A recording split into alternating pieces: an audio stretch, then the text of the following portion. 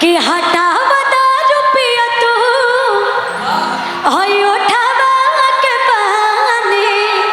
अच्छा में कितना लोग शादीशुदा बा तनी हाथ उठा के बताई जाता जेकर जेकर शादी हो गई बा हेमे से किसी का शादी नहीं हुआ है 4-5 लोग और इतने हमारे भाई लोग चाचा लोग में से केकर बियाह हो गई बा केहू के नहीं के भइल आ केकर बियाह नहीं के भइल तनी वो हाथ उठा के बताई जेकर शादी नहीं के भइल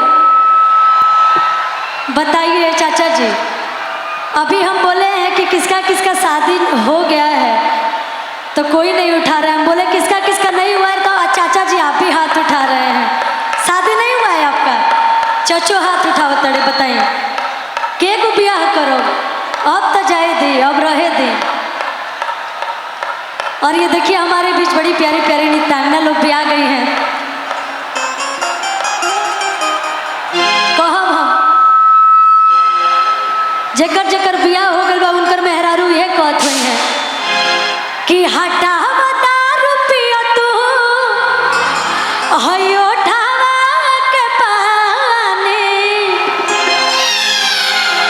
इधर आइए आप लोग कि हटावा दारू पिया तू आ उठावा के पानी। का नाम है रव? माया। माही माया जी हैं और आपका? ये माया है ये काजल है।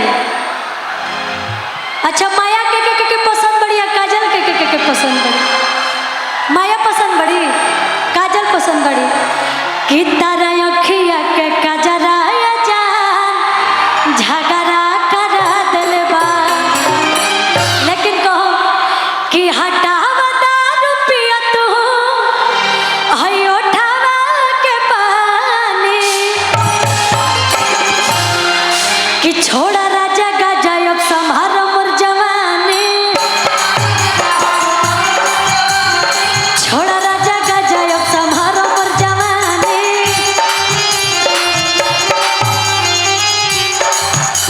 हटावा दारू पिया तू उठावा के पानी। हटावा दारू पिया तू उठावा के पानी कि छोड़ा राजा गाजा अब संभारो मोर जवानी। छोड़ा राजा गाजा अब संभारो मोर जवानी।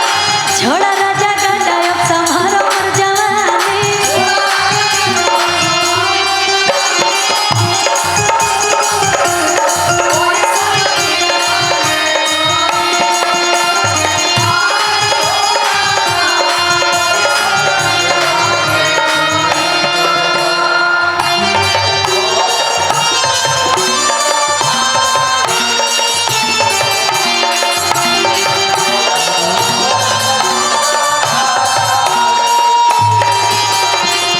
क्या बात है?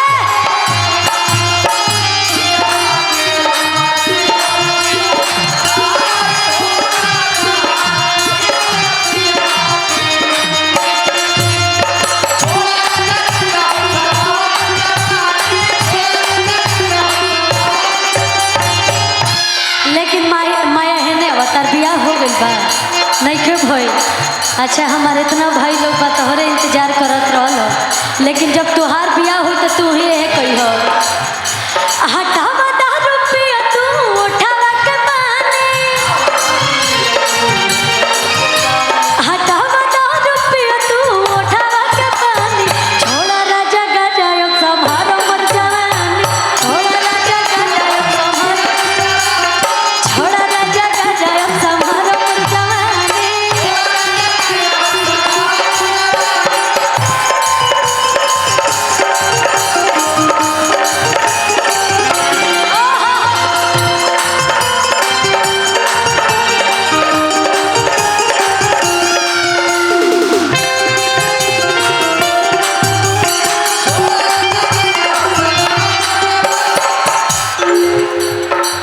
एगो और हम कहले रही खेसारी भैया के साथ हमार गाना आइल रहे जब अबे वो मंच पे आई तब हम उनकरा साथे गाई। लेकिन 2 लाइन रहुआ सबके फरमाइश पर सुना देता नहीं। काला काटवा के लईकी काला जादू करेली स